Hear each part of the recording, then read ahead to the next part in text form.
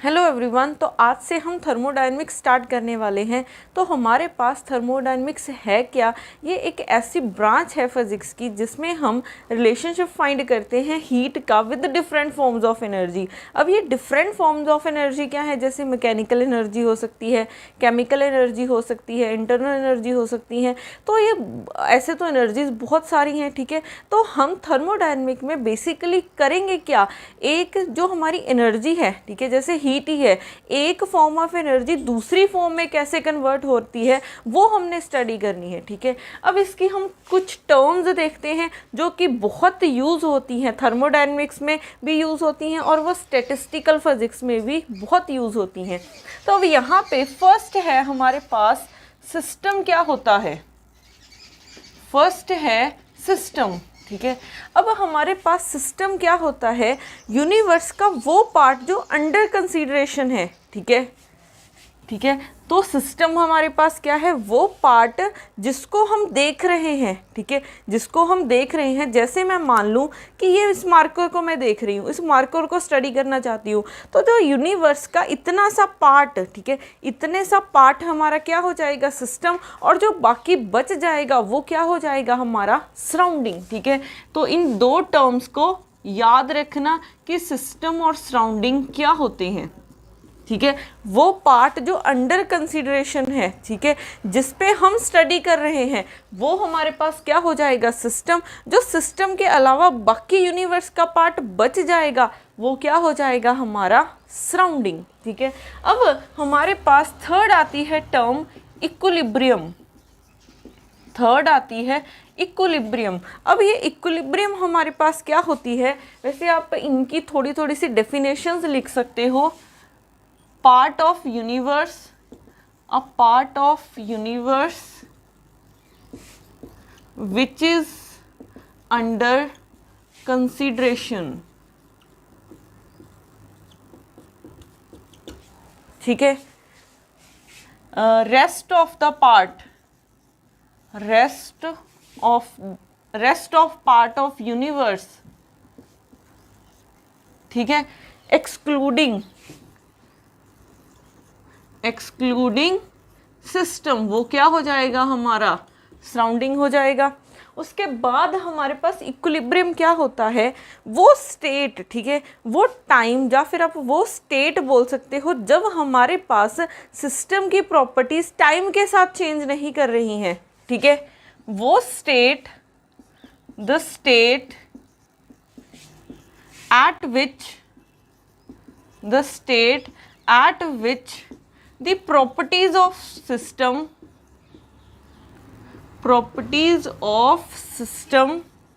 do not change with time, do not change with time। तो आपने ये याद रखना है, वो स्टेट को, वो टाइम को, हम टाइम तो नहीं बोल सकते, वो स्टेट को हम क्या बोलेंगे? इक्विलिब्रियम बोलेंगे, जहाँ पे हमारे पास जो हमारी सिस्टम की जितनी भी प्रॉपर्टीज़ हैं वो टाइम के साथ वेरी ना करें या फिर टाइम के साथ चेंज ना हो, तो स्टेट को हम क्या बोलेंगे? इक्विलिब्रियम बोलेंगे, ठीक है। अब ये इक्विलिब्रियम हमारे पास 3 टाइप्स का होता है। ये हमारे पास 3 टाइप्स का होता है। फर्स्ट टाइप कौन सी है? फर्स्ट है मैकेनिकल इक्विलिब्रियम, फिर आएगा थर्मल इक्विलिब्रियम, उसके बाद आता है केमिकल इक्विलिब्रियम, ठीक है। इक्विलिब्रियम हमारे पास 3 टाइप्स का होता है, मैकेनिकल इक्विलिब्रियम, थर्मल इक्विलिब्रियम और केमिकल इक्विलिब्रियम। अब ये इन इक्विलिब्रियम में होगा क्या? अगर हम मैकेनिकल इक्विलिब्रियम की बात करें, ठीक है, हमने बोला था कि सिस्टम की प्रॉपर्टीज चेंज नहीं हो रही हैं टाइम के साथ। सिस्टम की कौन सी प्रॉपर्टी चेंज नहीं हो रही हैं? अगर सिस्टम का प्रेशर चेंज नहीं हो रहा है टाइम के साथ, ठीक है, अगर सिस्टम का प्रेशर चेंज नहीं हो रहा है टाइम के साथ, ठीक है, टेम्परेचर बोल रही हूँ, टाइम के साथ वेरिएशन देखनी है। अगर सिस्टम का प्रेशर टाइम के साथ वेरी नहीं कर रहा है तो उस स्टेट को हम क्या बोलेंगे? मैकेनिकल इक्विलिब्रियम में है हमारा सिस्टम, ठीक है। अगर हमारे पास सिस्टम का टेम्परेचर चेंज नहीं हो रहा है टाइम के साथ, ठीक है, अगर सिस्टम का टेम्परेचर टाइम के साथ चेंज नहीं हो रहा है तो उस सिस्टम को हम उस स्टेट को क्या बोलेंगे कि वो थर्मल इक्विलिब्रियम में है। ठीक है, मैकेनिकल के लिए प्रेशर, थर्मल के लिए टेम्परेचर, और chemical equilibrium means composition same होनी चाहिए। कंपोजिशन मींस मास सेम होना चाहिए। ठीक है, कंपोजिशन मींस मास, या फिर यहाँ पे हम नंबर ऑफ पार्टिकल्स भी बोल सकते हैं, नंबर ऑफ पार्टिकल्स भी बोल सकते हैं। तो इसका ध्यान रखना कि इक्विलिब्रियम हमारे पास 3 टाइप्स का होता है। मैकेनिकल में प्रेशर सेम होगा, थर्मल में टेम्परेचर सेम होगा, और केमिकल इक्विलिब्रियम में हमारे पास मास या फिर नंबर ऑफ पार्टिकल, या फिर आप क्या बोल सकते हो, कंपोजिशन सेम रहेगी। ठीक है, अगर कोई सिस्टम हमारा इन तीनों इक्विलिब्रियम में है, ठीक है, हमारा सिस्टम वो स्टेट में है जब उसका प्रेशर भी टाइम के साथ वेरी नहीं कर रहा, टेम्परेचर भी नहीं कर रहा, और कंपोजिशन भी नहीं कर रही है। ठीक है, तो वहाँ पे उस स्टेट को हम क्या बोलेंगे, उस सिस्टम को हम बोलेंगे कि वो थर्मल इक्विलिब्रियम में है। थर्मल बोल रहे, थर्मोडायनेमिक इक्विलिब्रियम में है। ठीक है, अगर कोई सिस्टम का प्रेशर भी टाइम के साथ चेंज नहीं कर रहा, टेम्परेचर भी चेंज नहीं कर रहा, और नंबर ऑफ पार्टिकल भी चेंज नहीं कर रहे, तो ऐसे सिस्टम को हम क्या बोलेंगे कि वो हमारे पास थर्मोडायनामिक इक्विलिब्रियम में है। ठीक है, थर्मोडायनामिक इक्विलिब्रियम में है। तो इसका ध्यान रखना कि ये तीनों इक्विलिब्रियम होने चाहिए, तब आप बोलोगे कि सिस्टम क्या है, थर्मोडायनामिक इक्विलिब्रियम में है। अब उसके बाद हमारे पास आता है, एक होती है माइक्रोस्कोपिक प्रॉपर्टीज और एक होती है मैक्रोस्कोपिक प्रॉपर्टीज। उसके बाद है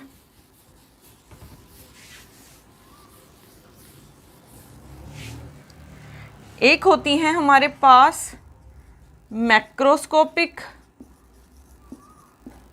प्रॉपर्टीज, एक होती है हमारे पास माइक्रोस्कोपिक प्रॉपर्टीज।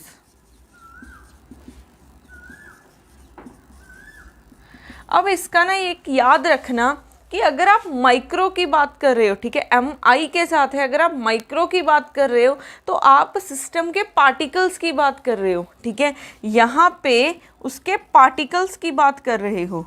ठीक है, अगर आप मैक्रोस्कोपिक की बात कर रहे हो मीन्स कंप्लीट सिस्टम की बात कर रहे हो।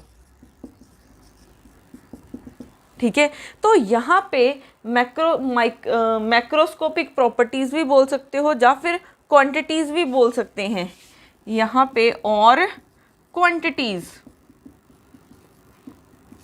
ठीक है, तो कौन सी हमारे पास मैक्रोस्कोपिक क्वांटिटीज होती हैं और कौन सी हमारे पास माइक्रोस्कोपिक क्वांटिटीज होती हैं। एक जैसे हमारे पास एक सिस्टम है, ठीक है, एक सपोज कर लो हमारे पास सिस्टम है जिसमें बहुत सारे पार्टिकल्स हैं।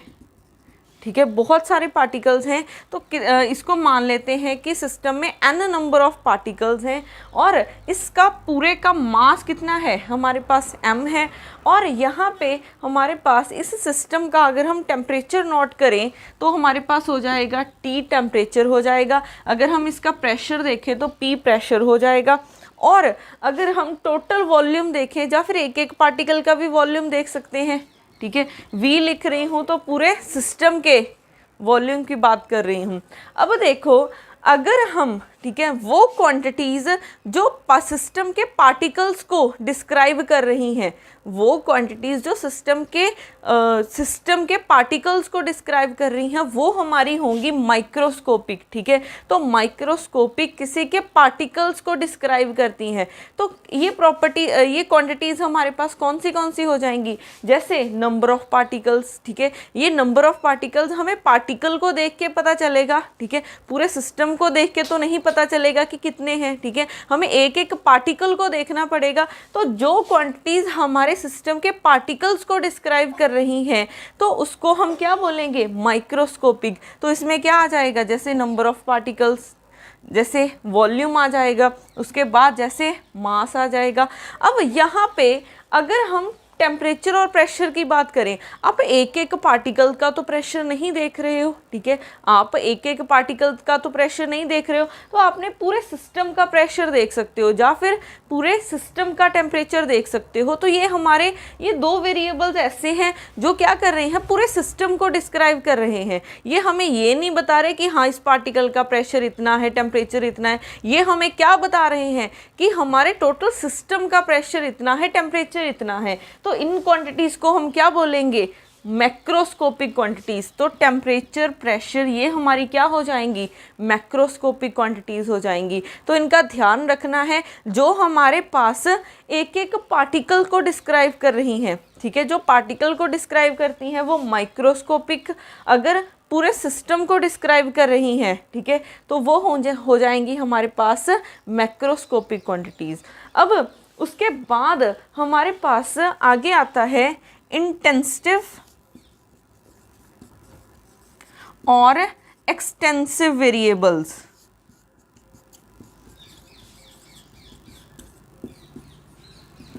इंटेंसिव और एक्सटेंसिव वेरिएबल्स। अब ये वेरिएबल या फिर ये क्वांटिटीज़ क्या होती हैं।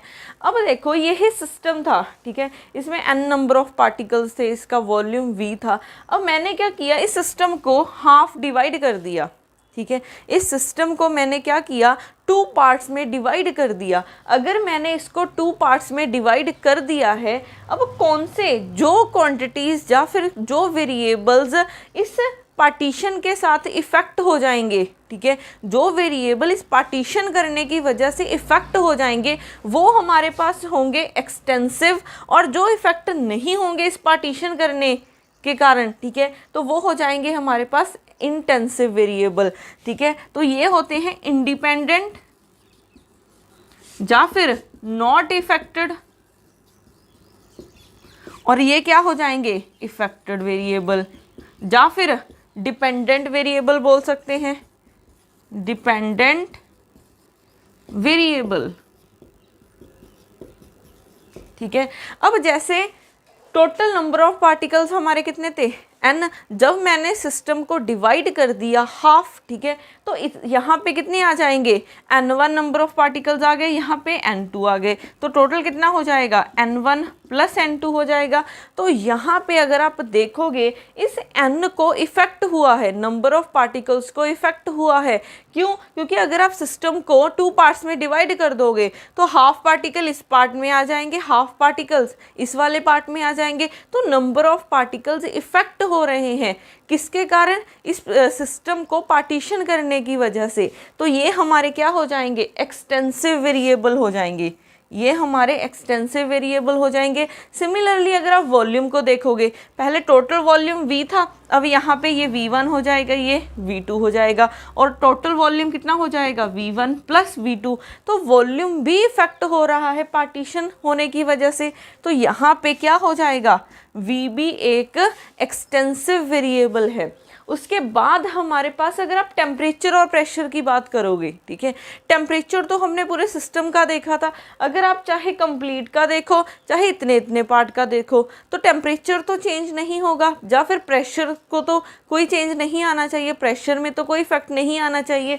तो हमारे पास टेम्परेचर और प्रेशर ऐसे वेरिएबल हैं, क्योंकि हमने इसको एक एक पार्टिकल का तो चेक नहीं किया था, ये हमने पूरे सिस्टम का चेक किया था। अगर चाहे आप हाफ करके देख लो चाहे कंप्लीट का देख लो, तो वो टेम्परेचर और प्रेशर हमारा सेम रहेगा।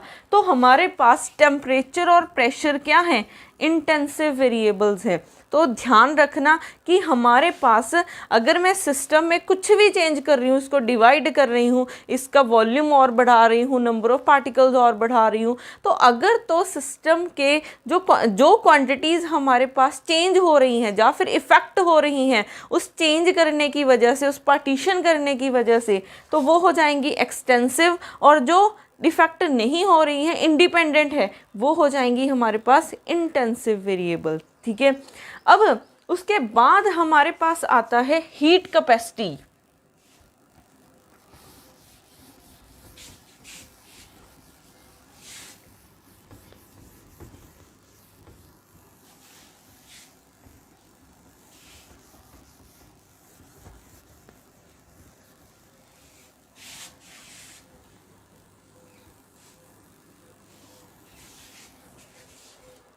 उसके बाद है हीट कैपेसिटी। अब हमारे पास हीट कैपेसिटी क्या होती है?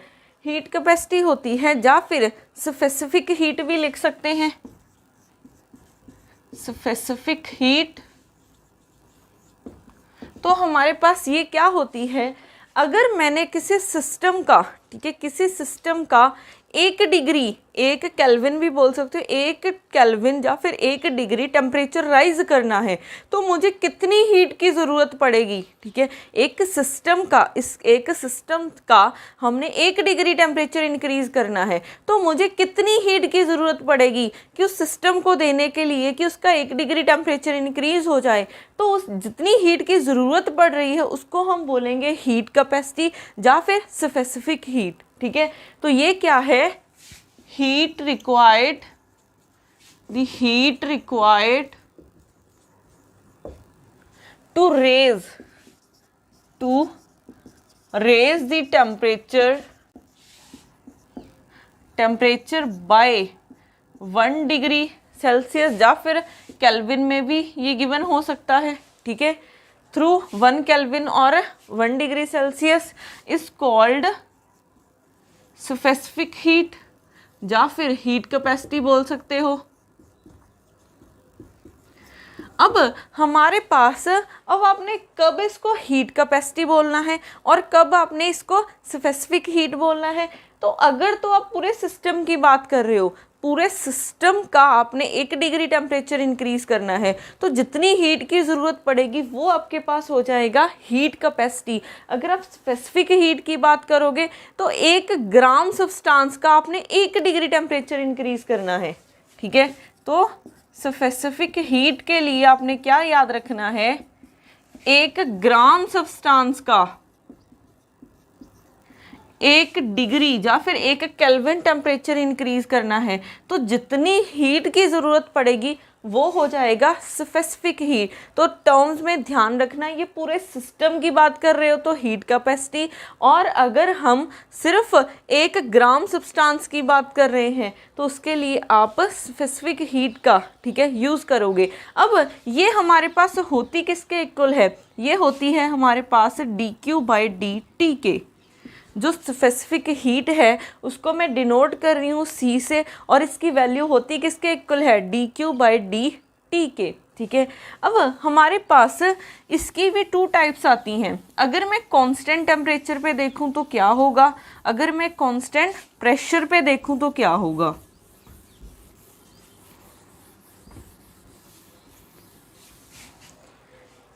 यहाँ पे देखो, अगर हम कांस्टेंट प्रेशर, कांस्टेंट वॉल्यूम पे देखें या फिर कांस्टेंट प्रेशर पे देखें तो क्या होगा। अगर हम कांस्टेंट वॉल्यूम पे देख रहे हैं तो ये क्या हो जाएगा? dQ/dt एट कांस्टेंट वॉल्यूम हो जाएगा। अगर हम कांस्टेंट प्रेशर पे देख रहे हैं तो क्या हो जाएगा? dQ/dt एट कांस्टेंट वॉल्यूम पे हो जाएगा। ठीक है, तो ये टर्म्स आपने याद रखनी है।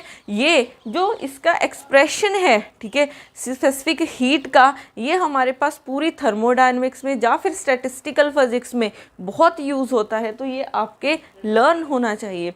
अब उसके बाद हमारे पास आता है वर्क डन। क्या होता है वर्क डन? क्या होता है? आपने पढ़ा हुआ है कि अगर आप +1 +2 में पढ़ा होता है कि वर्क डन किसके इक्वल होता है?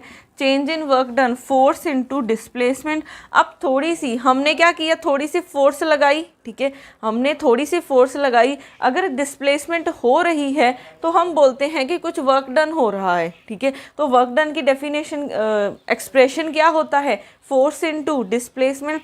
अब हमारे पास एक प्रेशर और फोर्स का रिलेशन होता है। अगर आपको याद हो कि प्रेशर किसके इक्वल होता है? Force per unit area. ठीक है, force per unit area, force unit area में कितनी लग रही है उसको हम बोलते हैं प्रेशर। तो यहाँ से फोर्स की वैल्यू निकाल लो, फोर्स हो जाएगा प्रेशर इनटू एरिया। ठीक है, फोर्स किसके इक्वल हो जाएगा? Pressure into area. तो ये वाली वैल्यू यहाँ पे पुट कर दो, dW is equal to pressure into area into dx।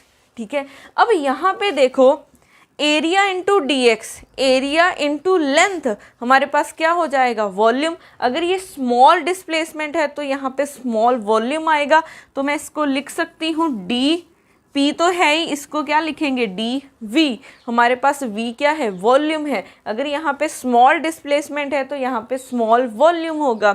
अब तक हम ये वाला फॉर्मूला यूज़ कर रहे थे वर्क डन का, फोर्स इनटू डिस्प्लेसमेंट, बट अब हम स्टैटिस्टिकल फिजिक्स या फिर थर्मोडायनेमिक्स में कौन सा फॉर्मूला यूज़ करेंगे, ये वाला, D W is equal to P into D V. ठीक है, तो वर्क डन किसके इक्वल हो जाएगा, P इंटू डी वी के। ये बहुत इंपॉर्टेंट फॉर्मूला है। अब यहाँ पे हम कुछ टर्म्स करते हैं, जैसे हमारे पास एक होती है एक्सपेंशन, एक होती है कंप्रेशन। ठीक है, एक होती है हमारे पास एक्सपेंशन, एक होती है कंप्रेशन।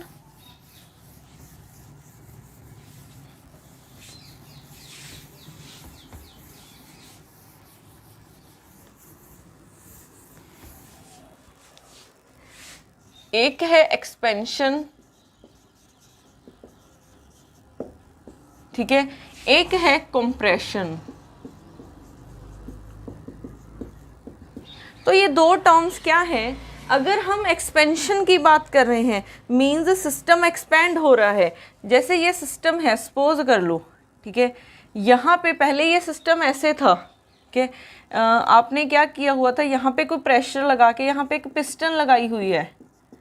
ठीक है, पिस्टन, आप इसको पिस्टन को क्या बोल सकते हो कि आपने इसको बंद करने के लिए कुछ फोर्स लगा के, ठीक है, कोई चीज़ रखी हुई है। अब यहाँ पे इतना हमारे पास वॉल्यूम है सिस्टम का, ठीक है, इसको हम डिनोट कर रहे हैं V1। अब अगर सिस्टम एक्सपैंड हो रहा है, एक्सपैंड होने का क्या मतलब है कि ऊपर की तरफ जाएगा। ठीक है, एक्सपैंड होने का मतलब है कि ये सिस्टम हमारा इतना ऊपर की तरफ जाएगा। तो ये अब यहाँ पे पहुँच गया, अब ये ऐसे पहुँच गया, पहले इतना था V1, अब ये इतना हो गया है, तो ये इतना वॉल्यूम हमारे पास क्या हो जाएगा, V2 हो जाएगा। तो यहाँ पे है चेंज इन वॉल्यूम, तो चेंज इन वॉल्यूम किसके इक्वल हो जाएगा, dV is equal to V2 minus V1 लिखेंगे। ठीक है, चेंज इन वॉल्यूम किसके इक्वल हो जाएगा, इतना हुआ है माइनस पहले कितना था, इतना, तो हमारे पास इतना चेंज हुआ है dV, ये किसके इक्वल हो जाएगा, V2 माइनस V1 के। तो हमारे पास वर्क डन किसके इक्वल हो जाएगा, P इंटू dV की वैल्यू V2 माइनस V1, यही हो जाएगा एक्सप्रेशन। अब यहाँ पे देखो, ये जो एक्सप्रेशन आया है ये पॉजिटिव आया है कि नेगेटिव आया है। अब यहाँ पे V2 ज़्यादा है, ठीक है, V2 हमारे पास ज़्यादा है एज़ कम्पेयर टू V1, तो ये वाली जो क्वांटिटी है ये ओवरऑल क्या रहेगी, पॉजिटिव रहेगी, और प्रेशर तो ऑलवेज पॉजिटिव ही होता है। तो हमारे पास ये ओवरऑल क्वांटिटी क्या रह रही है, पॉजिटिव। तो जब भी हमारे पास एक्सपेंशन होती है तो हमारे पास वर्क डन क्या होगा, पॉजिटिव होगा, इसका ध्यान रखना है, ये क्या होगा, पॉजिटिव होगा। अगर हमारे पास एक्सपेंशन हो रही है सिस्टम की तो ये क्या होगा, वर्क डन पॉजिटिव होगा। आप इसको एक और लैंग्वेज में भी बोल सकते हो, अगर सिस्टम एक्सपैंड हुआ है, ठीक है, अगर सिस्टम एक्सपैंड हुआ है, ये पार्टिकल्स अपने आप एक्सपैंड हो रहे हैं ना, पार्टिकल्स को खुद वर्क करना पड़ रहा है, कोई और तो नहीं वर्क कर रहा है सिस्टम को एक्सपैंड करने के लिए, तो यहाँ पे सिस्टम के पार्टिकल्स को काम करना पड़ेगा। तो यहाँ पे जो वर्क डन होगा वो बाय द सिस्टम होगा, बाय द सिस्टम होगा। अगर किसी सिस्टम ने एक्सपैंड होना है तो उसके पार्टिकल्स को ही, ठीक है, वर्क करना पड़ेगा। तो हमारे पास यहाँ पे एक्सपेंशन को हम क्या बोल सकते हैं कि जो वर्क डन हो रहा है वो बाय द सिस्टम हो रहा है। तो जब भी बाय द सिस्टम होगा तो वर्क डन क्या होगा, पॉजिटिव रहेगा। अगर हम कंप्रेशन की बात करें, कंप्रेशन में हमारे पास क्या होगा, सपोज कर लो ये सिस्टम ऐसे था, ठीक है, इसका वॉल्यूम था V1, यहाँ पे एक पिस्टन लगी हुई थी, ठीक है। अब मैंने क्या किया, कंप्रेस करना है। कंप्रेस करने के लिए क्या करूँगी मैं, ये पिस्टन को, इसके ढक्कन को बोल सकते हैं, इसको क्या करूँगी, थोड़ा सा फोर्स लगाना स्टार्ट करूँगी, इसको नीचे की तरफ दबाना स्टार्ट करूँगी। तो अगर मैंने इस पर फोर्स लगाई नीचे की तरफ तो ये कुछ ऐसे बन गया, पहले ये इतना था, ठीक है, V1। अब ये इतना पहुंच गया है, ठीक है। अब ये क्या हो गया है V2, तो हमारे पास चेंज कितना हुआ है, चेंज हुआ है इतना, तो dV किसके इक्वल हो जाएगा, ये हो जाएगा हमारे पास V2 माइनस V1 के, ठीक है। ये चेंज हम कैसे निकालते हैं, final volume minus initial volume, तो V2 फाइनल है, इनिशियल कितना था V1। अब देखो यहाँ पे हमारे पास इन दोनों वॉल्यूम से कौन सी ज़्यादा वॉल्यूम है, V2 ज़्यादा है या फिर V1 ज़्यादा है, तो इन दोनों में से अगर आप देखोगे V1 पहले इतनी थी, V1 हमारी इतनी थी, V2 क्या हो गई है, इतना वॉल्यूम है, तो हमारे पास यहाँ पे V1 ज़्यादा है V2 से, V1 is greater than V2, तो यहाँ पे एक नेगेटिव साइन आएगा, ठीक है। तो मैं इसको ऐसे लिख सकती हूँ, तो यहाँ पे हमारे पास वॉल्यूम में एक नेगेटिव साइन आ रहा है, तो हमारे पास वर्क डन किसके इक्वल हो जाएगा, प्रेशर इनटू dV होता है, तो वैल्यू पुट कर दो, माइनस आ जाएगा इनटू V1 माइनस V2, तो हमारा वर्क डन इसके इक्वल आ जाएगा। ये जो आ रहा है ये क्या है, नेगेटिव आ रहा है, ठीक है। ये हमारे पास क्या आ रहा है, नेगेटिव। तो जब भी एक्सपेंशन होती है तो वर्क डन पॉजिटिव रहेगा, और जब भी कंप्रेशन होती है तो हमारे पास वर्क डन क्या रहेगा, नेगेटिव रहेगा। अब अगर हम यहाँ पे बोल रहे थे कि अगर एक्सपेंड करना है तो पार्टिकल्स को काम करना पड़ेगा, means work done by the system हो रहा है, तो अगर कंप्रेशन करनी है तो हमको फोर्स लगानी पड़ेगी ना कंप्रेस करने के लिए, तो यहाँ पे जो वर्क डन हो रहा है वो ऑन द सिस्टम हो रहा है, ठीक है। Work done on the system हो रहा है, ऑन दी सिस्टम होता है, ठीक है। तो इसका ध्यान रखना, जब भी इसके रिलेटेड न्यूमेरिकल्स आते हैं तो वहाँ पे अगर तो आपने आपको बोला है कि बाय द सिस्टम है तो पॉजिटिव लोगे, अगर ऑन द सिस्टम है तो वर्क डन आपने नेगेटिव लेना है, ठीक है। तो इन क्वांटिटीज़ का ध्यान रखना। अब उसके बाद आता है हमारे पास साइक्लिक प्रोसेस, उसके बाद आता है साइक्लिक प्रोसेस। अब साइक्लिक प्रोसेस कौन से होते हैं, वो प्रोसेस, ठीक है, जिसमें सिस्टम, जैसे आप बोल सकते हो वो प्रोसेस जिसमें सिस्टम अपनी ओरिजिनल पोजीशन पे वापस आ जाए, उसको हम क्या बोलेंगे, साइक्लिक प्रोसेस। जैसे ये सिस्टम यहाँ से स्टार्ट हुआ A पॉइंट से, ठीक है, वो पहले B पॉइंट तक गया। एक सिस्टम A पॉइंट से स्टार्ट हुआ, वो कहाँ तक गया, B पॉइंट तक गया, फिर क्या किया, B पॉइंट से वापस क्या आ गया, A की तरफ आ गया। तो जहाँ से वो स्टार्ट हुआ था अपनी वही पोजीशन पे वापस आ गया, तो वैसे प्रोसेस को हम क्या बोलेंगे, साइक्लिक प्रोसेस बोलेंगे, ठीक है। जब हमारा सिस्टम अपनी ओरिजिनल पोजीशन से वापस आ जाए, ठीक है, ओरिजिनल पोजीशन पे वापस आ जाए, तो ऐसे प्रोसेस को हम बोलेंगे साइक्लिक प्रोसेस। अब एक साइक्लिक प्रोसेस में याद रखना, अगर हमने वर्क डन निकालना है, ठीक है, अगर हमने वर्क डन निकालना है साइक्लिक प्रोसेस के लिए, तो अगर तो वर्क डन क्लॉकवाइज है, ठीक है, अगर वर्क डन आप क्लॉकवाइज कर्व के लिए फाइंड कर रहे हो, क्योंकि साइक्लिक प्रोसेस है तो एक क्लोज कर्व ही होगी। अगर क्लोज कर्व हमारे पास क्लॉकवाइज है, ठीक है, work done by clockwise close curve, clockwise closed curve, तो ये पॉजिटिव रहेगा। अगर हमारे पास ये एंटी क्लॉकवाइज ट्रेवल की है आपने, work done by anti clockwise closed curve, ये क्या होगा, नेगेटिव। आप इसको ऐसा समझ सकते हो कि अगर इसको देखो, ये क्या है, क्लॉकवाइज चल रही है, जो आपने ये ट्रेस किया है पाथ, ठीक है, आपने जो ये पाथ ट्रेस किया, अगर तो आपने क्लॉकवाइज किया है तो वर्क डन क्या रहेगा, पॉजिटिव रहेगा। अगर ये कुछ ऐसा होता, पहले आप ऐसे है, 2 पॉइंट्स हैं, पहले आप इस पाथ से जाते, ठीक है, फिर आप ऐसे आते, तो ये क्या है, पाथ एंटी क्लॉकवाइज है, तो ये किसके इक्वल हो जाएगा, हमारे पास नेगेटिव वर्क डन के इक्वल होगा, ठीक है, इसका ध्यान रखना। अब इसमें ही हमारे पास कुछ टर्म्स हैं, कि अगर आपने कहीं पे भी एरिया वर्क डन निकालना है, तो अगर आपको प्रेशर भी नहीं गिवन, चेंज इन वॉल्यूम भी नहीं गिवन, बट आपने कर्व से निकालना हो वर्क डन, तो हमारे पास वर्क डन किसके इक्वल होता है? Area under the curve. ठीक है, वर्क डन की एक और डेफिनेशन होती है,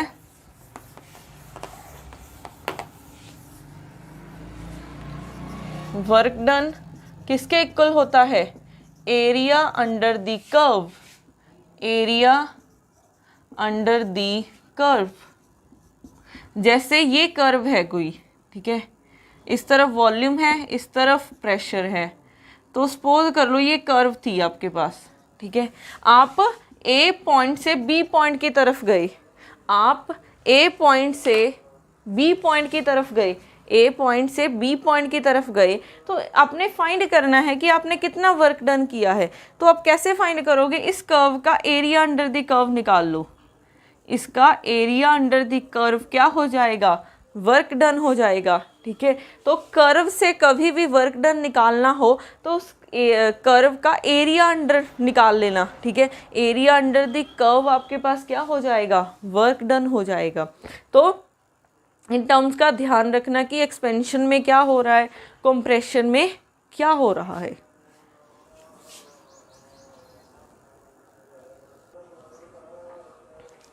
अब हमारे पास से नेक्स्ट आते हैं ओपन सिस्टम क्या होते हैं, क्लोज सिस्टम क्या होते हैं, मीन सिस्टम की ही टाइप्स हैं।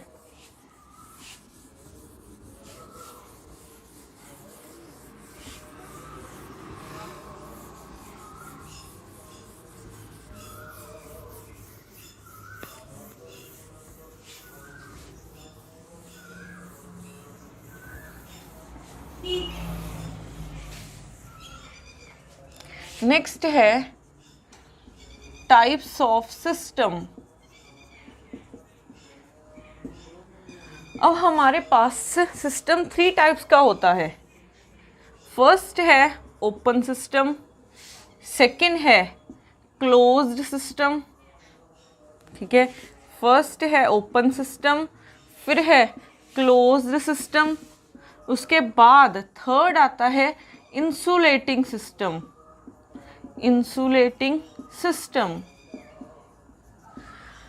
अब देखो हमारे पास ओपन सिस्टम क्या होता है। ओपन सिस्टम मीन्स ऐसा सिस्टम जो हमारे पास सराउंडिंग में नंबर ऑफ पार्टिकल भी चेंज कर रहा है और एनर्जी भी चेंज कर रहा है, या फिर हम बोल सकते हैं it changes matter and energy. ठीक है, matter and energy with the surrounding, with the surrounding। तो ऐसा सिस्टम, ठीक है, जो कि मैटर भी एक्सचेंज कर रहा है और एनर्जी भी एक्सचेंज कर रहा है सराउंडिंग के साथ, उसको आप बोलोगे ओपन सिस्टम। फॉर एग्जांपल जैसे आप चाय बना रहे हो, ठीक है, चाय बनाते समय अगर आप जो कंटेनर में बना रहे हो उस पर आपने ढक्कन नहीं दिया है, तो आपके पास क्या होगा, जो जब वो वाटर बॉयल हो जाएगा तो जो हमारे पास वेपर्स हैं वो क्या हैं, अगर आपने ढक्कन नहीं दिया तो वो सराउंडिंग में चले जाएंगे ना। तो एनर्जी भी एक्सचेंज हो रही है क्योंकि वो वेपर्स क्या हैं, पार्टिकल्स ही हैं। तो हमारे पास पार्टिकल्स, मैटर भी सराउंडिंग के साथ एक्सचेंज हो रहा है, तो ऐसे सिस्टम को आप बोलोगे ओपन सिस्टम। अब हमारे पास क्लोज सिस्टम क्या होगा, ये सिर्फ एनर्जी एक्सचेंज करेगा, मैटर एक्सचेंज नहीं करेगा।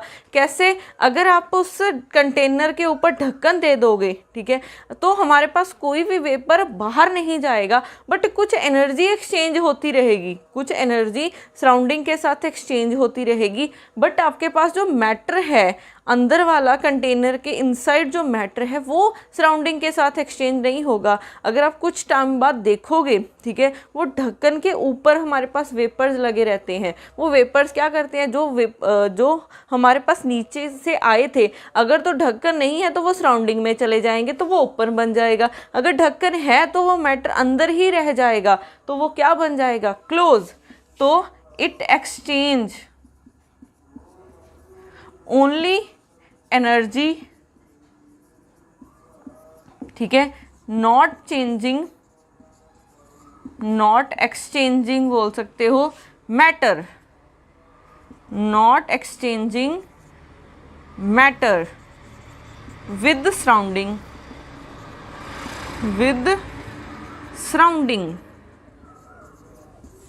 ठीक है।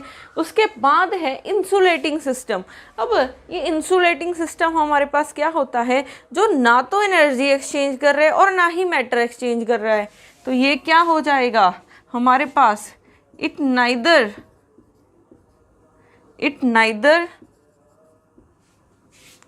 Exchange energy nor exchange matter, ठीक है, विद सराउंडिंग। तो ये ना तो एनर्जी एक्सचेंज कर रहा है और ना ही मैटर एक्सचेंज कर रहा है सराउंडिंग के साथ। तो ऐसे सिस्टम को आप क्या बोलोगे, इंसुलेटिंग सिस्टम, ठीक है। तो ये सिस्टम भी आपको पता होने चाहिए कि ओपन सिस्टम क्या होते हैं, क्लोज सिस्टम क्या होते हैं और इंसुलेटिंग सिस्टम क्या होते हैं। अब उसके बाद हम करते हैं थर्मोडायनेमिक्स के, हमने 3 लॉज करने हैं, ठीक है, जिसमें हम फर्स्ट लॉ करते हैं, जिसमें फर्स्ट लॉ है हमारे पास, first law of thermodynamics.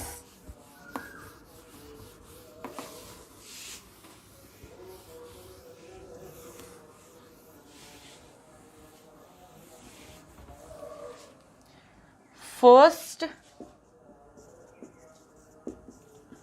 Law of thermodynamics ये क्या बोलता है, ये बोलता है कि जो एनर्जी है वो कंजर्व रहती है, एनर्जी कभी भी लॉस नहीं होती है, ठीक है।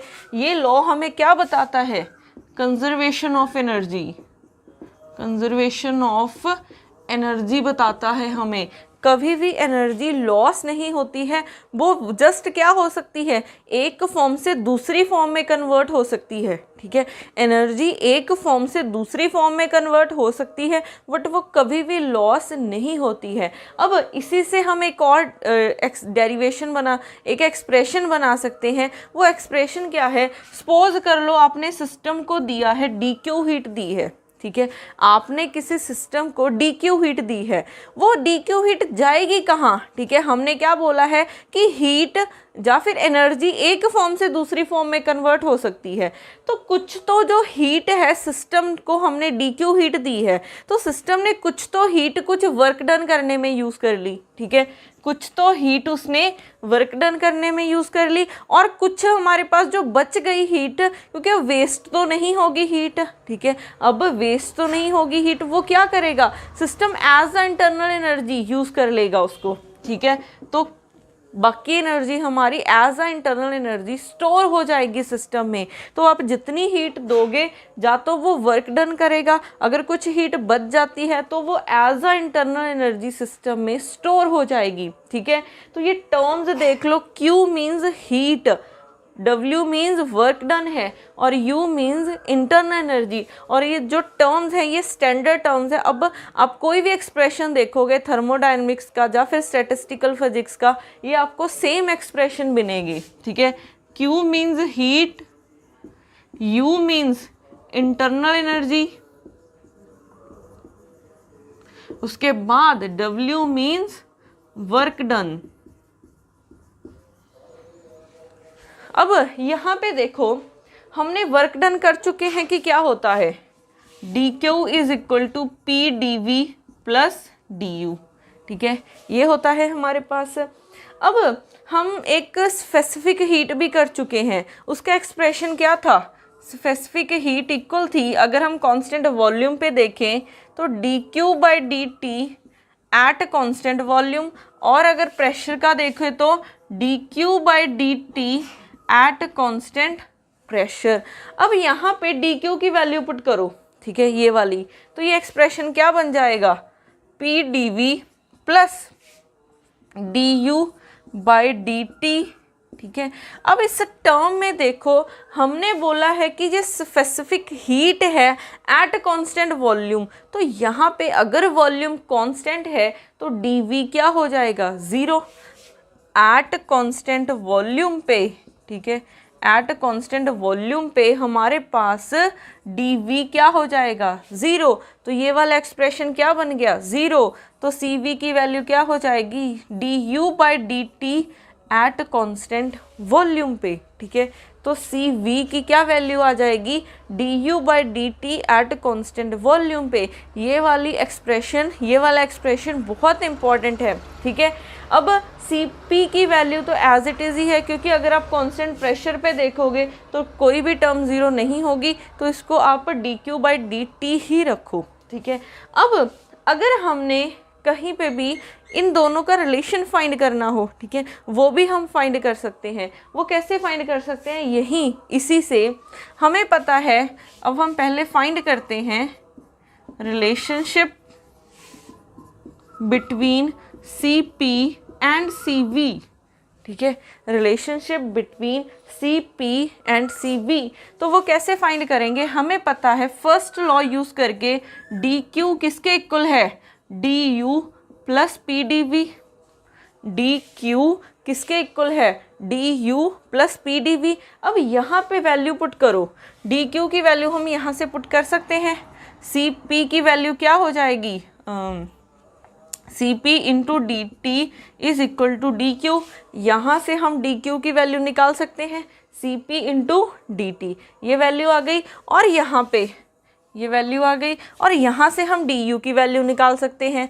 तो डी यू इक्वल हो जाएगा, मल्टीप्लाई कर दो Cv इंटू डी टी, ये आ जाएगा एक्सप्रेशन। अब ये दोनों एक्सप्रेशन यहाँ पे पुट कर दो, तो डी क्यू की वैल्यू क्या है Cp into D T is equal to D U की वैल्यू क्या है Cv into D T plus P into D V, यही हो जाएगा एक्सप्रेशन। अब इस टर्म को इस तरफ लेके आए, Cp minus Cv into D T is equal to P D V. अब यहाँ पे अगर हम आइडियल गैस इक्वेशन की बात करें, ठीक है, आइडियल गैस इक्वेशन की बात करें तो हमें पता है आइडियल गैस इक्वेशन क्या होती है, PV is equal to nRT, ठीक है, PV is equal to nRT होती है। अगर हम 1 मोल की बात करें, फॉर 1 मोल की बात करें तो n की वैल्यू 1 हो गई, तो PV की वैल्यू क्या हो जाएगी nRT, ठीक है। तो अब इसका क्या करना है, आपने डेरिवेटिव करना है। तो क्योंकि मुझे क्या चाहिए P इंटू डी वी की वैल्यू चाहिए, तो एट अ कांस्टेंट प्रेशर पे डेरिवेटिव करोगे। तो अगर कांस्टेंट प्रेशर पे डेरिवेटिव किया, constant pressure means P into इसका डेरिवेटिव डी वी, एन भी एन की तो वैल्यू हमने 1 पुट कर दी। R क्या होता है, यूनिवर्सल कांस्टेंट होता है, तो ये कांस्टेंट है, तो ये इसका डेरिवेटिव करोगे तो वो 0 आ जाएगा। तो t के साथ तो वो एज अ कांस्टेंट है, तो इसको हम आउटसाइड लिख लेते हैं, इनटू डी टी हो जाएगा। तो इसका डेरिवेटिव किया तो p into D V is equal to R into D T. अब ये वाली वैल्यू यहाँ पे पुट कर दो, तो Cp minus C V into D T is equal to क्या हो जाएगा r into D T. D T से डी टी कैंसिल, तो Cp minus C V is equal to r, और इस रिलेशन को हम बोलते हैं मेयर्स रिलेशन, मेयर्स फॉर्मूला भी बोलते हैं इसको, ठीक है। तो ये भी हमारे पास मोस्ट इम्पॉर्टेंट फॉर्मूला है, Cp माइनस सी वी किसके इक्वल है R के, ठीक है, Cp माइनस सी वी किसके इक्वल है R के। तो ये कुछ टर्म्स याद रखना, कौन सी वाली, एक तो Cv किसके इक्वल है du/dt के, यहाँ पे लिख देती हूँ जो जो टर्म्स आपने लर्न करनी है। Cv किसके इक्वल होता है du/dt एट कांस्टेंट वॉल्यूम, और Cp किसके इक्वल होता है dq/dt एट कांस्टेंट प्रेशर, और एक नया फॉर्मूला आया है Cp minus C V is equal to R, ठीक है। तो ये अब तक हमने 3 फॉर्मूले किए हैं, और ये आपको फॉर्मूले लर्न होने चाहिए। ये पूरी स्टैटिस्टिकल मैकेनिक्स में अगर आप देखोगे यही फॉर्मूले घूमते हैं, ठीक है। अब उसके बाद हमारे पास आती है इंट्रोपी क्या होती है, ठीक है। उसके बाद हम देखते हैं कि इंट्रोपी क्या होगी।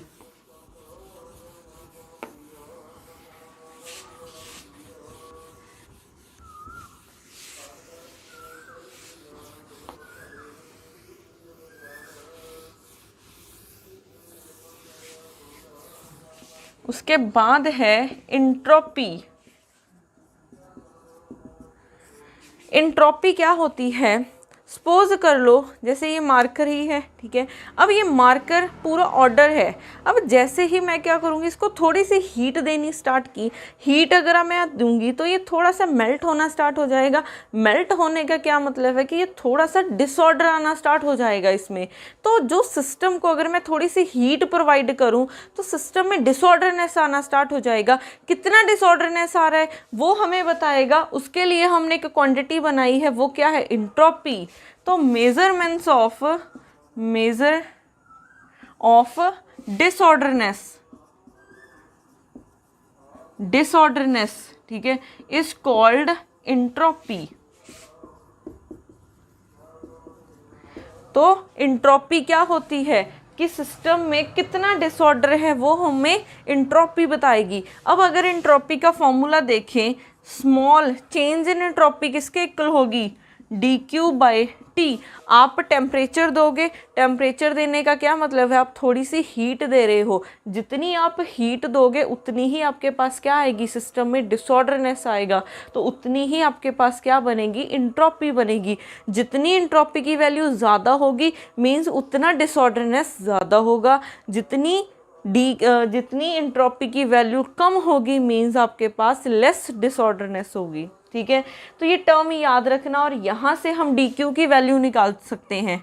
dQ क्या होता है, T इंटू ds। अब यहाँ पे S मत लिख देना, फिर एक्सप्रेशन गलत हो जाएगा, क्योंकि स्मॉल हीट दी है तो स्मॉल इंट्रोपी चेंज होगा, स्मॉल डिसऑर्डरनेस आएगा। तो dQ की वैल्यू आ जाएगी T इंटू ds। अब ये वाली वैल्यू अगर हम फर्स्ट लॉ में पुट कर दें, ये हमारा फर्स्ट लॉ था, तो यहाँ पे पुट कर दी TdS is equal to PdV plus DU, ठीक है। अब हमारे पास ये कुछ क्वांटिटीज़ थी। अब उसके बाद हम करते हैं थर्मोडायनेमिक रिलेशंस, ठीक है, या फिर हम इसको मैक्सवेल रिलेशंस भी बोलते हैं।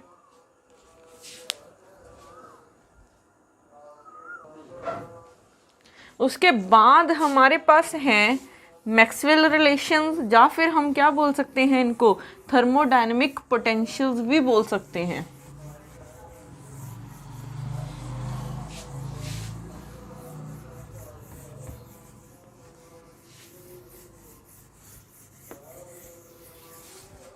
नेक्स्ट है मैक्सवेल रिलेशंस, या फिर इनको थर्मोडायनेमिक पोटेंशियल्स भी बोलते हैं।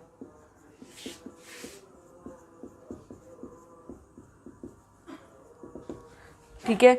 अब यहाँ पे देखो, फर्स्ट इसमें हमारे पास 4 रिलेशंस होते हैं, 1 बाय 1 फाइंड करेंगे इनको।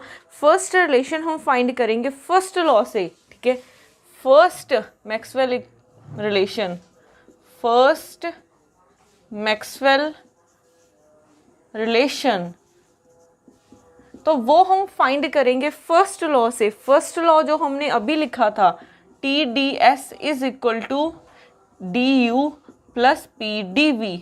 DW की वैल्यू PdV और DQ की वैल्यू TdS पुट की थी। अब देखो, अब आपने मेथड सेम रखना है। अगर आपको एक फाइंड करना आ गया, बाकी भी आप इजीली फाइंड कर सकते हो। तो फर्स्ट हम क्या करते हैं, जो एक टर्म पड़ी है, क्योंकि यहाँ पे भी 2 टर्म्स हैं, यहाँ पे भी 2 टर्म्स हैं, 2 वेरिएबल्स हैं, तो यहाँ पे सिर्फ एक वेरिएबल है। तो आपने क्या करना है, जो भी एक टर्म बच जाती है उसको लेफ्ट साइड पे लेके आओ। तो यहाँ से क्या हो जाएगा, DU इज इक्वल टू, मैं लिख सकती हूँ TdS माइनस PdV, यही हो जाएगा, ठीक है। इसको मैं इस तरफ ले आई तो TdS minus PdV is equal to DU। तो आपने इसी फॉर्म में लेके आना है, ठीक है। जो 1 वेरिएबल होता है उसको लेफ्ट हैंड साइड पे रखना है। अब यहाँ पे आपने क्या करना है, अगर हम कांस्टेंट, या तो इस टर्म को कांस्टेंट कर दो या फिर इस टर्म को कांस्टेंट कर दो, ठीक है। मेथड सेम है। अब यहाँ पे अगर मैं कांस्टेंट वॉल्यूम रखूँ, ठीक है, eight constant volume, eight constant volume. तो अगर कांस्टेंट वॉल्यूम है तो dv 0 हो जाएगा। आपने क्या करना है, एक बार इस टर्म को 0, एक बार इस टर्म को 0। तो फर्स्ट टाइम अगर इसको 0 रखा तो dv 0 मीन्स वॉल्यूम कांस्टेंट हो जाएगा। तो ये टर्म बन जाएगी du is equal to TdS। तो यहाँ से t की वैल्यू आ जाएगी du/ds। कब? जब हमारा वॉल्यूम कांस्टेंट है, क्योंकि अगर वॉल्यूम कांस्टेंट ना होता तो ये भी टर्म होती। तो अगर वॉल्यूम कांस्टेंट है तो ये 0 है, तो यहाँ से t की वैल्यू निकल सकती है। ठीक है, मेथड सेम रखना है, एक समझ लो, बाकी आप खुद से भी कर सकते हो। तो अब यहाँ पे एक बार आपने ds को 0 कर दिया। ds 0 means eight constant entropy. तो ds 0 है तो ये टर्म क्या हो जाएगी, du is equal to minus P dv। ठीक है, du is equal to minus P dv ये हो जाएगा। तो यहाँ से p की वैल्यू आ जाएगी माइनस du/dv एट कांस्टेंट क्या है, एंट्रोपी। ठीक है, यही एक्सप्रेशन है।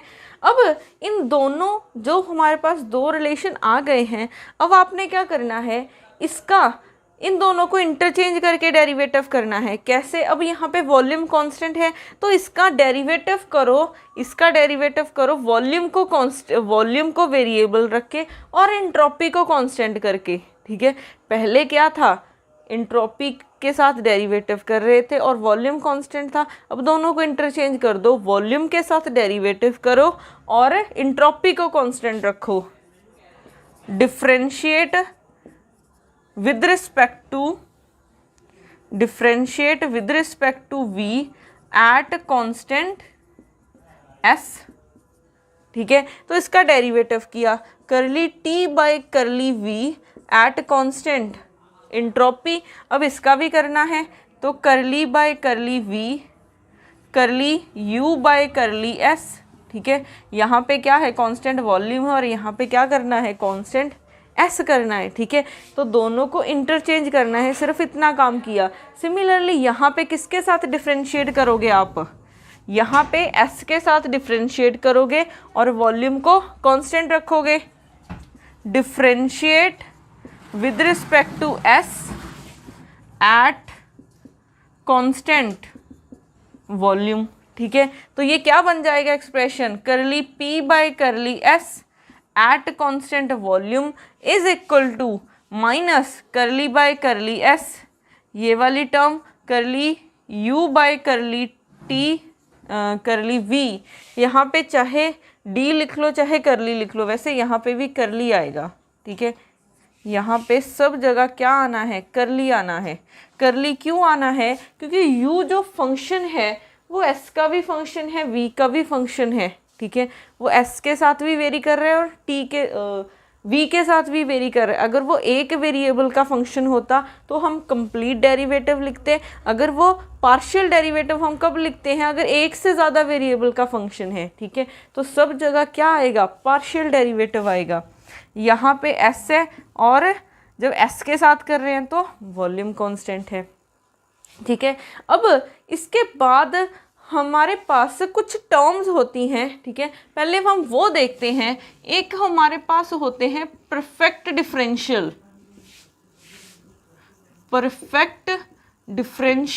या फिर हम इसको एग्जैक्ट डिफरेंशियल, या फिर इसको क्या बोल सकते हैं, स्टेट वेरिएबल भी बोलते हैं, स्टेट वेरिएबल्स।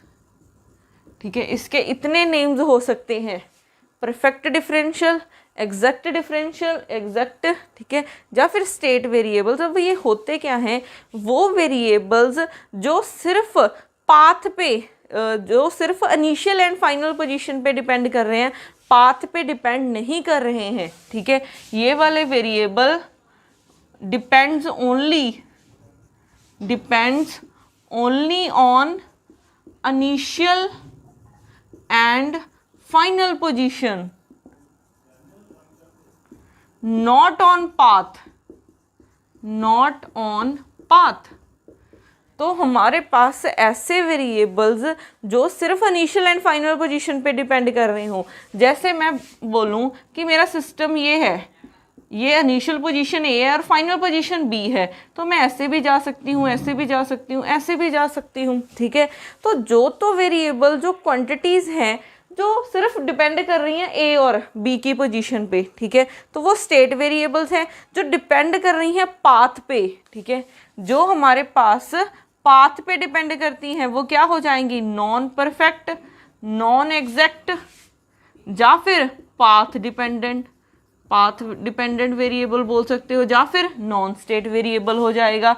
तो ये it depends upon path also.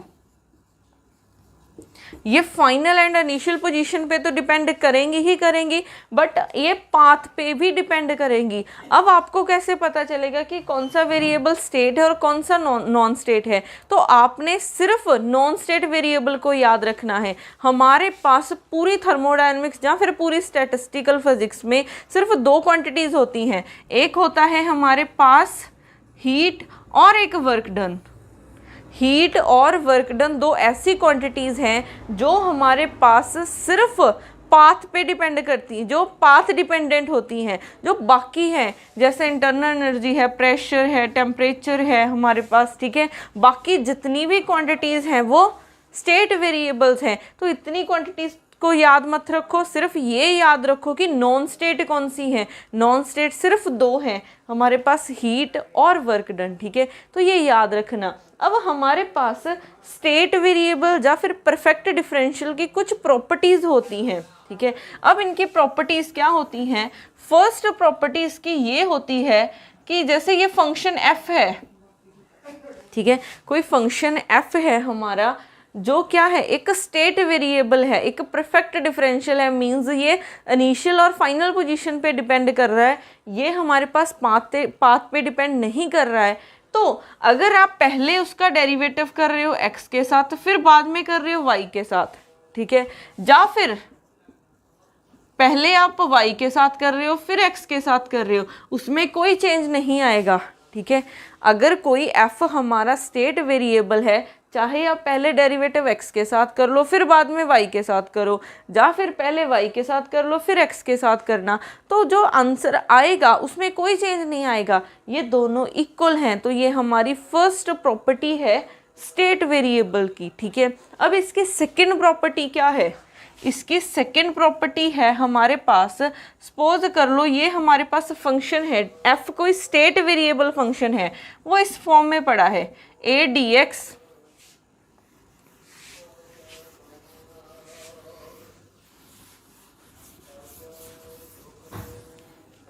कोई हमारा फंक्शन है df is equal to a dx b dy plus c dz, और ये हमारा फंक्शन x, y और z वेरिएबल्स पे डिपेंड कर रहा है, और a, b, c हमारे पास क्या है, कॉन्स्टेंट्स हैं। अब अगर हमारा f एक स्टेट वेरिएबल है, ठीक है, अगर f एक स्टेट वेरिएबल है या फिर परफेक्ट डिफरेंशियल है, तो मैं इसको लिख सकती हूँ, ठीक है। पहले क्या करना है, आपने इन दोनों टर्म्स को देखना है, ठीक है, a dx plus v dy को।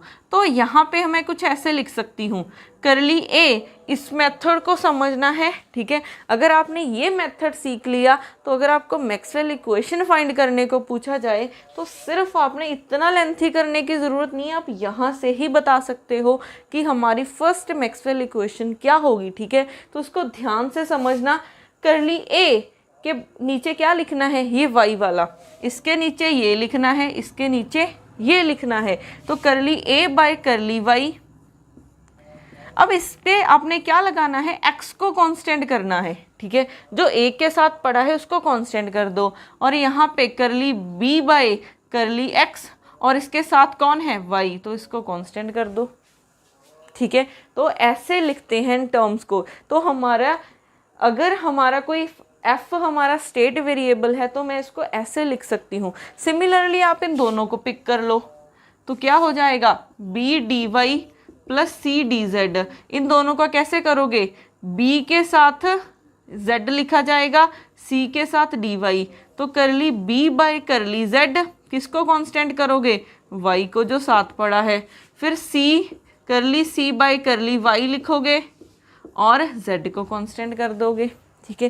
क्या कोई और हमारा बन सकता है? अगर हम a और इसको लिखें, ठीक है, पहले हमने ये लिखा फिर ये, इन दोनों का भी कॉम्बिनेशन हो सकता है, तो a dx plus c dz, ठीक है। अब ये खुद बना के देखना इसको, तो क्या करेंगे, करली a बाय ये लिख देंगे, करली z किसको कांस्टेंट करेंगे, x को, इज इक्वल टू फिर करली c बाय करली x किसको कांस्टेंट कर दोगे, z को, ठीक है। तो ये बहुत इम्पॉर्टेंट है। अगर कोई स्टेट वेरिएबल है f हमारा, तो इसको हम ऐसे लिख सकते हैं, इसकी इक्वेशंस ऐसे बन सकती हैं, ठीक है। अब इनको, इन दो प्रॉपर्टीज़ को ही हम यूज़ करेंगे मैक्सवेल इक्वेशंस में। अब यहाँ पे देखो, हमने यहाँ पे छोड़ा था डेरिवेटिव करने के बाद, अब यहाँ पे अगर देखो u है, यहाँ पे भी u है, ठीक है। अब u का पहले s के साथ डेरिवेटिव हुआ है, फिर v के साथ है, ठीक है। u का डेरिवेटिव पहले s के साथ हुआ है, फिर v के साथ। इस तरफ क्या है, पहले v के साथ हुआ है, फिर s के साथ हुआ है। सिर्फ इतना ही डिफरेंस है, जैसे ये है पहले x के साथ कर दिया फिर y के साथ, और यहाँ पे पहले y के साथ कर दिया फिर x के साथ। तो u हमारा क्या है, एक स्टेट वेरिएबल है, क्योंकि मैंने क्या बोला था, सिर्फ नॉन स्टेट वेरिएबल की एग्जांपल को याद रखो, सिर्फ दो ही है नॉन स्टेट वेरिएबल, एक हीट और एक वर्क डन। तो u हमारा क्या है, एक स्टेट वेरिएबल है। अगर एक स्टेट वेरिएबल है तो वो इस कंडीशन को सेटिस्फाई करता है। तो मैं क्या कर सकती हूँ, ये वाले माइनस को इस तरफ लिख लो, तो मैं इन दोनों को इक्वल लिख सकती हूँ, क्योंकि u हमारा एक परफेक्ट डिफरेंशियल है। तो यहाँ से इन दोनों को इक्वेट करो, curly t by curly v, s constant है, minus curly p by curly s at constant volume, ठीक है। तो ये हमारा हो जाएगा फर्स्ट मैक्सवेल रिलेशन, ये हो जाएगा फर्स्ट मैक्सवेल रिलेशन, ठीक है। तो हम ऐसे फाइंड करते हैं मैक्सवेल रिलेशन। तो ये मेथड सबके लिए सेम है, ठीक है। जो भी हम, हमारे पास 4 मैक्सवेल इक्वेशंस आएंगी, तो सब इक्वेशंस को सॉल्व करने का मेथड सेम रहेगा। अब इसकी ट्रिक क्या है, आपको हर बार इतना याद रखने की ज़रूरत नहीं है। अब ट्रिक ये है कि आपने सिर्फ इस इक्वेशन से फाइंड कर सकते हो। हमारे पास क्या है, du is equal to T D S minus P D V. अब देखो u हमारा एक स्टेट वेरिएबल है, u एक स्टेट वेरिएबल है, तो वो इसी फॉर्म में पड़ा है, ठीक है। a है, dx है, प्लस v है, dy है। तो अगर u एक स्टेट वेरिएबल है तो मैं इसकी ऐसे बना सकती हूँ, हमारे पास तो 2 ही हैं। तो इनको यूज़ करो, कैसे किया था, t के साथ v को लिखा, इसके साथ इसको लिखा, तो करली t बाय करली v किसको कांस्टेंट कर दोगे, s को, इज इक्वल टू, अगर यहाँ पे प्लस है तो प्लस लिखना, अगर यहाँ पे माइनस है तो माइनस लिखना, इसका ध्यान रखना है। करली p बाय करली s हो जाएगा, और किसको कांस्टेंट कर दोगे, साथ वाले को, ठीक है। अगर यहाँ पे प्लस है तो प्लस लिखो, माइनस है तो माइनस लिखो। इन दोनों को देखो, सेम ही हमारे पास रिजल्ट आ गया है, ठीक है। तो सिर्फ इन 2 प्रॉपर्टीज़ को यूज़ करके हमारे पास मैक्सवेल इक्वेशंस, ठीक है, फाइंड हो जाते हैं। ये मैक्सवेल इक्वेशन आप सिर्फ इस इक्वेशन से याद रखना कि फर्स्ट मैक्सवेल रिलेशन कहाँ से फाइंड किया है, फर्स्ट लॉ ऑफ थर्मोडायनेमिक्स से फाइंड किया है। इसको याद मत रखना, कंफ्यूज हो गए, ठीक है। अगर कंफ्यूज कुछ भी गलत हुआ, माइनस का भी अगर चेंज आता है तो नेगेटिव मार्किंग में, ठीक है, मार खा जाओगे। तो सिर्फ ये याद रखना कि फर्स्ट हमने निकाला है कहाँ पे, फर्स्ट लॉ से निकाला है, ठीक है। T D S is equal to D U plus P D V से। अब निकालते हैं second Maxwell relation. Second Maxwell relation,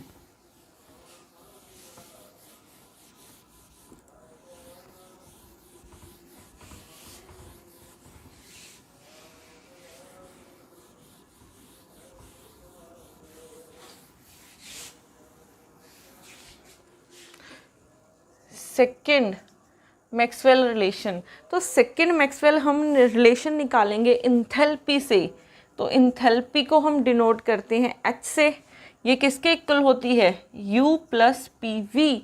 हमारे पास इंथैल्पी भी एक फॉर्म ऑफ एनर्जी ही है, या फिर हम बोल सकते हैं हमारे पास कितना कंटेंट ऑफ एनर्जी है, ठीक है, हमारे पास कितनी एनर्जी है जो कि वर्क डन में यूज़ हो सकती है, उसको हम क्या बोल सकते हैं, इंथैल्पी। या फिर सिस्टम में कितनी एनर्जी है टोटल, ठीक है, टोटल कितनी एनर्जी है उसको आप क्या बोलते हो, enthalpy. Total energy in a system, total energy in a system, but कुछ कंडीशन है, ठीक है, वो कंडीशन क्या है, क्योंकि टोटल एनर्जी इंटरनल एनर्जी भी तो हो सकती है। तो हमारे पास total energy in a system at constant pressure, at constant pressure पे, तो अगर आपने सिस्टम को कांस्टेंट प्रेशर पे मेंटेन करना है तो आपको कुछ एनर्जी की ज़रूरत पड़ेगी। कितनी एनर्जी की ज़रूरत पड़ रही है, वो होती है इंथैल्पी, ठीक है। तो ये कंडीशंस याद रखना कि इंथैल्पी होती है कांस्टेंट प्रेशर पे, ठीक है। अब हमारे पास, क्योंकि अगर आपने मैक्सवेल इक्वेशन फाइंड करनी है तो डेरिवेटिव की फॉर्म में था, तो इसका डेरिवेटिव करते हैं, इसका डेरिवेटिव करते हैं। तो हमारे पास डेरिवेटिव किया, डी एच किसके इक्वल हो जाएगा, डी यू। यहाँ पे हमने कोई भी कंडीशन नहीं लगाई कि कांस्टेंट प्रेशर है, कांस्टेंट वॉल्यूम है, तो डेरिवेटिव किया P into D V plus V into D P, ठीक है। अब यहाँ पे ये मत बोल देना कि मैंने बोला है इंथैल्पी एट कांस्टेंट प्रेशर होती है, तो प्रेशर को कांस्टेंट रख के डेरिवेटिव नहीं बोला है, मैंने क्या बोला है, एनर्जी होती है सिस्टम को कांस्टेंट मेंटेन करने के लिए, ठीक है, कांस्टेंट प्रेशर मेंटेन करने के लिए जितनी एनर्जी की ज़रूरत पड़ेगी, तो ये एक्सप्रेशन का हमने डेरिवेटिव करना है। यहाँ पे कोई कंडीशन नहीं लगाई कि प्रेशर कांस्टेंट है, वॉल्यूम कांस्टेंट, तो ये हो जाएगा, यहाँ पे प्रोडक्ट रूल लग जाएगा, ठीक है। अब फर्स्ट लॉ से अगर हम देखें, फर्स्ट लॉ को यूज़ करो, क्या होता है, T D S is equal to D U plus P D V.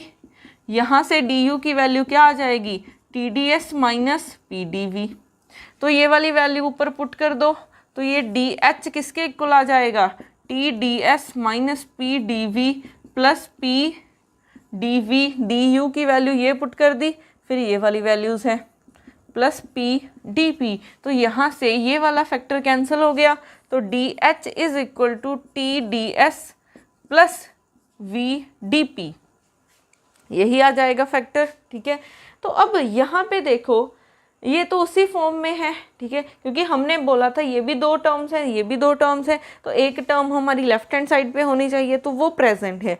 अब हमने क्या करना है, मैक्सवेल रिलेशन फाइंड कैसे किया था, फर्स्ट वाला, आपने पहले एक बार इसको ज़ीरो कर देना है, एक बार इसको ज़ीरो कर देना है, तो करेंगे, तो एट पहले हम डी एस को ज़ीरो किया, मीन्स एस हमारा कॉन्स्टेंट है, ठीक है, तो यहाँ से डी एच किसके इक्वल आ जाएगा, v into D P, V की वैल्यू आ जाएगी D H by D P, कब, जब हमारा s कांस्टेंट है। सिमिलरली एक बार p को कांस्टेंट कर दो, मीन्स डी पी को ज़ीरो किया, मीन्स p को कांस्टेंट कर रहे हो, अगर कांस्टेंट होगा तभी तो डेरिवेटिव ज़ीरो होगा, तो यहाँ से क्या आ जाएगा,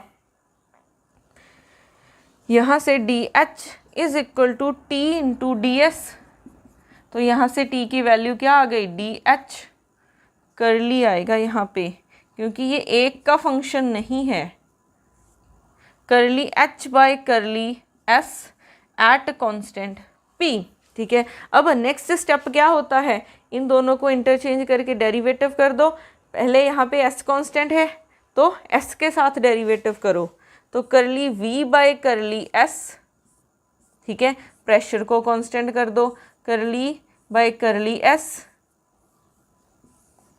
करली H by curly P, yes constant था, और अब हमारा पी कांस्टेंट है, ठीक है। सिमिलरली यहाँ पे क्या करोगे, पी के साथ डिफ्रेंशिएट करो और एस को कांस्टेंट रखना, तो curly T by curly P at constant S is equal to curly by curly P curly H by curly S at constant p, और यहाँ पे हमारा s कांस्टेंट है, ठीक है।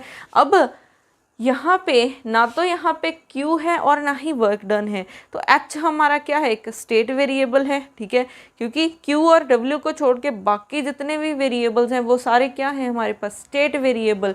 तो अगर H स्टेट वेरिएबल है ही है हमारा स्टेट वेरिएबल, तो इस कंडीशन को लगा सकते हैं, क्योंकि यहाँ पे देखो पहले P के साथ है फिर S के साथ है, अब यहाँ पे क्या है, पहले S के साथ है फिर P के साथ है, तो सेम ही बात है, तो इन दोनों को क्या कर सकते हो, इक्वेट कर सकते हो।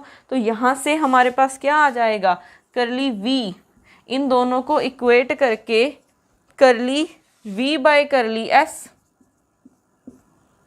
Eight constant P is equal to curly T by curly P at constant S। तो ये हमारा सेकेंड मैक्सवेल रिलेशन आ जाएगा, सेकेंड मैक्सवेल रिलेशन आ जाएगा, ठीक है। अब इसकी ट्रिक भी है, ठीक है, हम इसको भी यूज़ कर सकते हैं, तो उसके लिए हम इसको यूज़ करेंगे। तो हमारे पास DH किसके इक्वल है, TDS प्लस VDP।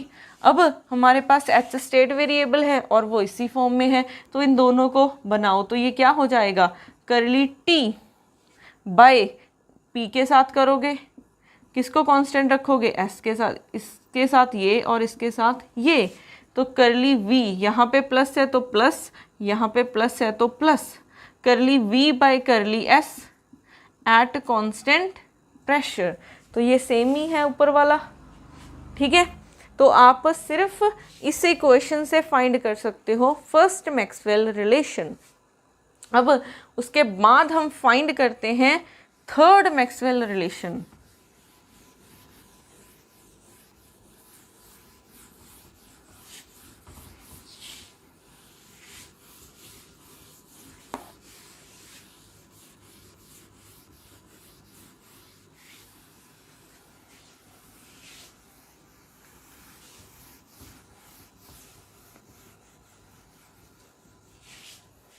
उसके बाद है थर्ड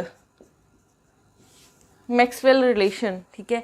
अब थर्ड मैक्सवेल रिलेशन हम निकालेंगे हेल्महोल्ट्ज़ फ्री एनर्जी से, हेल्महोल्ट्ज़ फ्री एनर्जी से। अब इसको हम डिनोट कर सकते हैं A, या फिर कभी कभी F भी लिखा होता है।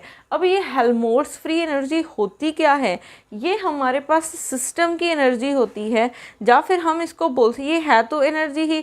अगर आपने सिस्टम को, ठीक है, सिस्टम को कांस्टेंट टेम्परेचर एंड वॉल्यूम पे मेंटेन करना है, ठीक है, सिस्टम का आपने ना तो प्रेशर टेम्परेचर चेंज होने देना है और ना ही वॉल्यूम चेंज होने देना है।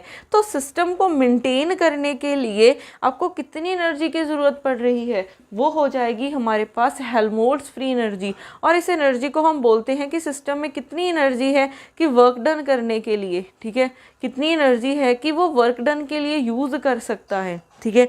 तो ये ध्यान रखना, इंथैल्पी थी एट कांस्टेंट प्रेशर पे, हेल्महोल्ट्ज़ फ्री एनर्जी है एट कांस्टेंट टेम्परेचर और प्रेशर पे। ये सारी टर्म, ये है तो सारी एनर्जी ही, बट एक फॉर्म से दूसरी फॉर्म में कन्वर्ट होती रहती हैं। अब हमारे पास एक का फॉर्मूला क्या होता है, U माइनस टी एस, ठीक है।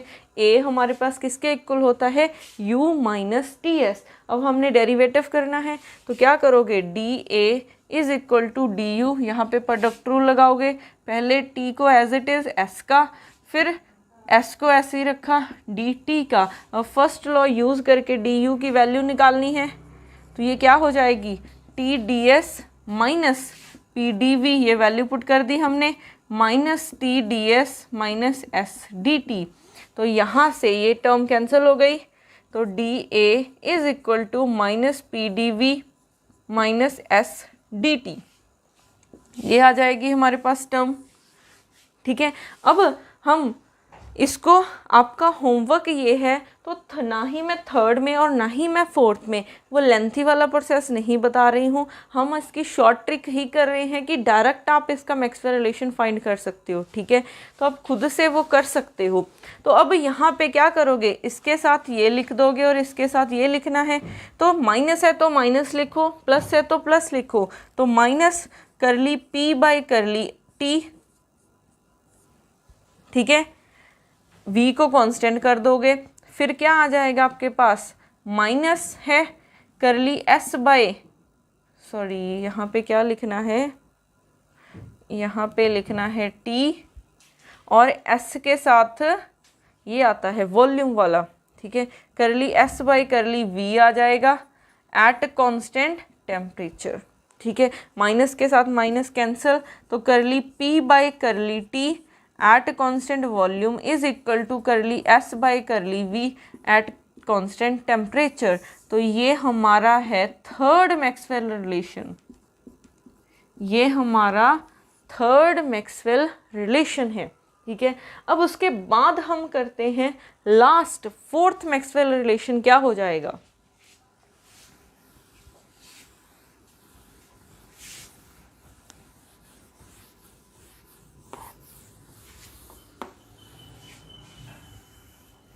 उसके बाद है फोर्थ मैक्सवेल रिलेशन, ठीक है।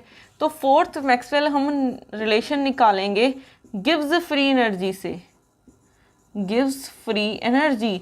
अब गिव्स फ्री एनर्जी हमारे पास ये होती तो एनर्जी ही है, बट कब होती है, किस कंडीशन पे होती है, ये कंडीशन पे होती है eight constant temperature and pressure, ठीक है।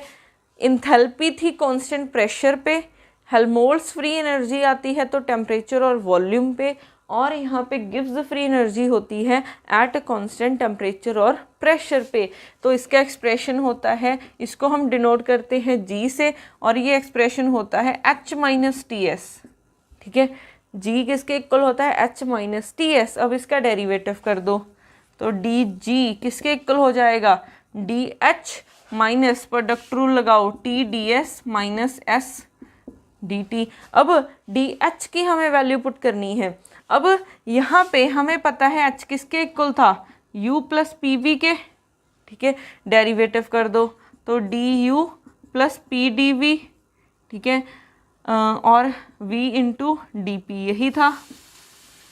अब डी यू की वैल्यू पुट कर दो, डी यू की वैल्यू क्या थी, T D S minus P D V plus P D V plus P D P.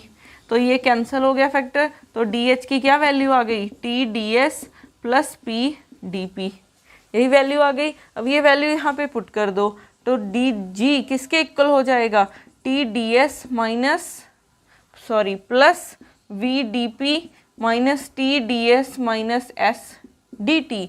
तो यहाँ से ये फैक्टर कैंसिल, तो डी जी हमारा आ गया V D P minus S D T, ठीक है। तो अब हम डायरेक्ट निकाल सकते हैं इससे, तो कैसे निकालोगे, v के साथ ये आएगा और s के साथ ये आएगा, प्लस है curly v by curly t at constant p is equal to minus है curly s by curly p at constant temperature पे। तो हमारा ये हो जाएगा fourth Maxwell relation, fourth Maxwell relation, ठीक है। तो ऐसे हम ये चारों के चारों मैक्सवेल रिलेशन फाइंड कर सकते हैं। अब हमने ये रिलेशन कैसे, ठीक है, फाइंड किए हैं,